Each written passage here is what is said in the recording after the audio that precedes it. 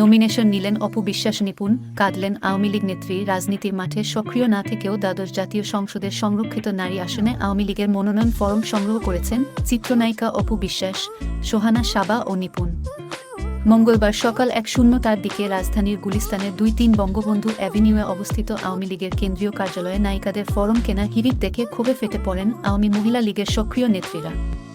শুধু ক্ষোভ নয়, স্বপ্নের সংসদ সদস্য গ্ল্যামারের কাছে ধরাশয়ী হওয়ার শঙ্কায় কান্নায়ও ভেঙে পড়েন তারা।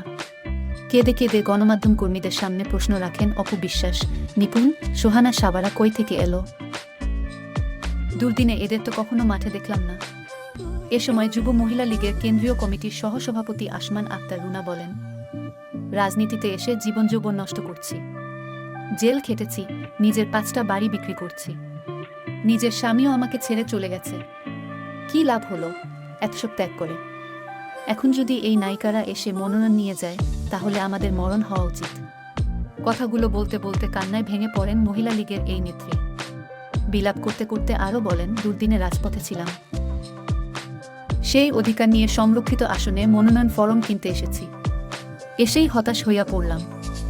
নায়িকাদের বেল দেখে হতাশ না হইয়া পারছি না। এই নায়িকারা কই ছিল এতদিন? রাজপথে তো তাদের কাউকেই দেখিনি কোনোদিন।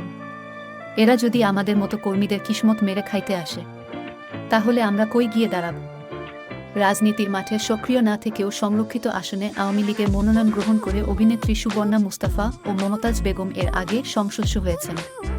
সেই ধারাবাহিকতায় শেষ খবর পাওয়া পর্যন্ত মনোনয়ন কিনেছেন চিত্রনায়িকা অপু বিশ্বাস, সোহানা সাবা, নিপুণ, তানভিন সুইটি।